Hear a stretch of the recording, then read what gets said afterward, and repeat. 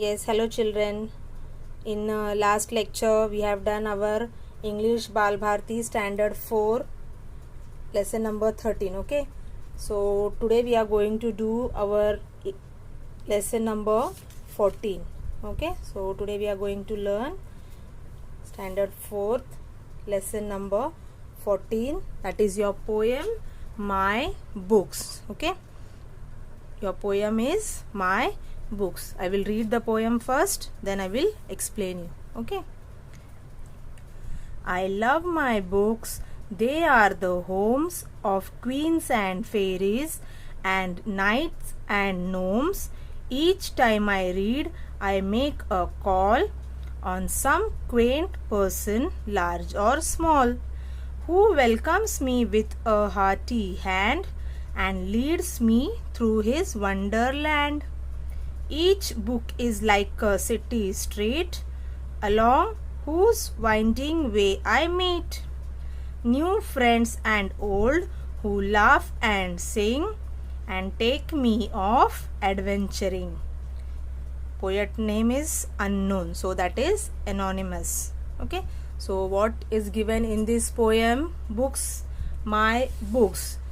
You are daily reading your books. Children are connected with books. Every time they are with books. So all of you know the books. What is the books? From books we learn, we read, we write. Okay, we get each and every knowledge from the books. In this poem, what is the poet trying to tell? I love my books. Okay, the poet, he loves his book very much. What he is telling? The poet, and the poem is a imaginative poem. Okay, this poem is based on imaginary. Okay, children, you people also think something when you are sitting like that, in your mind continuously some thinking is going on. You think any imagination, you can think any imaginary words you can think. Okay, in this poem also poet he is imagining everything. Okay, whatever is told, that is his all imagination. Okay, so this is a very imaginative poem. And what does the poet try to tell? The poet says that she loves her book. She loves her book, and book is queens. In that book, what she finds here, you can see queens and fairies. Okay, here you can see the queens and fairies are given. So in that book, what does the poet find? He finds the queens and fairies. They are the homes of queens and fairies and knights and gnomes. So queens and fairies you have seen here. Now what is the meaning of knights and gnomes? Knight means, children, in olden days, a man of high social rank who had a duty to fight for his king. The person who was having high rank, he was with his king and he was fighting for his king. Okay, that is the meaning of knight. And what is the meaning of gnomes? Gnomes is an imaginary creature. See, children, in mind you can think any creature, like a magician is there. So many creatures is there, small, big, whatever you can think. That person is like this, he is looking like this. That is called imaginary thinking. You can think any imaginary creature.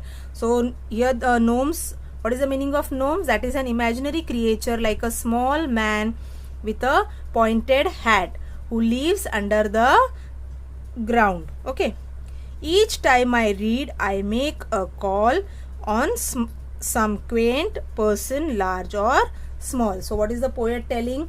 Every time when he reads, what he finds, he gets to know about some unusual person. Okay, who is big or small. Like, see, you are opening the book. Here you can see any character you can see. Okay, here some children are there. Like this, any book you can take and you can open and see. You will see some new different thing only. You will learn everything new from each and every page. You can learn new thing. Okay, so same way what the poet is telling, whenever I open my books, whenever I read, I make a call, and he thinks of the different person, like big or small, who says, then welcomes her in a friendly manner and take her through his wonderful land. So whenever, suppose the poem is opening his book, he sees some creature, and what that poet is thinking, that creature takes me with him. Okay, so that poet is thinking like that. Whenever he opens, now here suppose the picture is given of queens and fairies, the poet is imagining that these queens and fairies, they are taking me with them. and he is going with them like through books. See, here you can see with this picture like this, through books the poet is imagining that he is going with that queens and fairies. Okay, so he is thinking of so many persons, different person, different creatures, gnomes, etc., like the poet is thinking. Okay, and they are welcoming also. He is thinking that queens and fairies and other creature, they are welcoming very nicely, very heartily, and they are taking him to the wonderland. Okay, the poet is thinking like that. Next, each book is like a city street along whose winding way I meet. Now what the poet is telling, that the poet compares each book to a winding city street.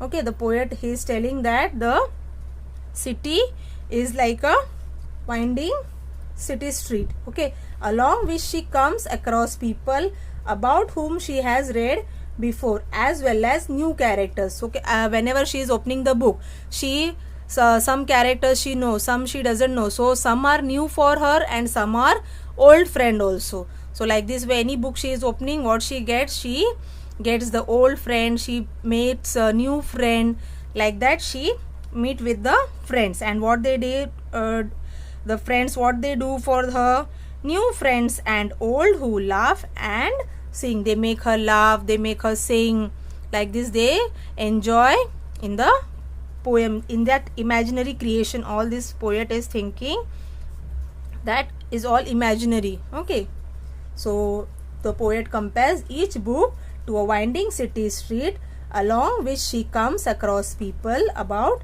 and whom she read before, as well as she meet the new characters also, and they all take her on adventures. What this the while reading, what happens, all these characters, they take her to the new adventures. New adventures means they are doing every time new things, they are doing new creativity, whatever is there they are doing. That is called and take me off adventuring. Okay, so the poet name is anonymous. So anonymous, what is the meaning of anonymous? Done or written by somebody whose name is not known or made public. The poet, suppose here we don't know the name, or the poet has not given his name in the public. That is the meaning of anonymous. Okay, here the meaning is given quaint. What is the meaning of quaint? Unusual or old fashioned and attractive. Okay, here's a person, the poet is imagining the person on some quaint person, large or small. So he is imagining the person who is old fashioned or unusual, dressed like any unusual, but then also looking very attractive. Okay, so this poem is related all about books and the how the poet is thinking and imagining in this poem. Okay children, I hope you are clear with this poem. So you have to read this poem. Okay, thank you.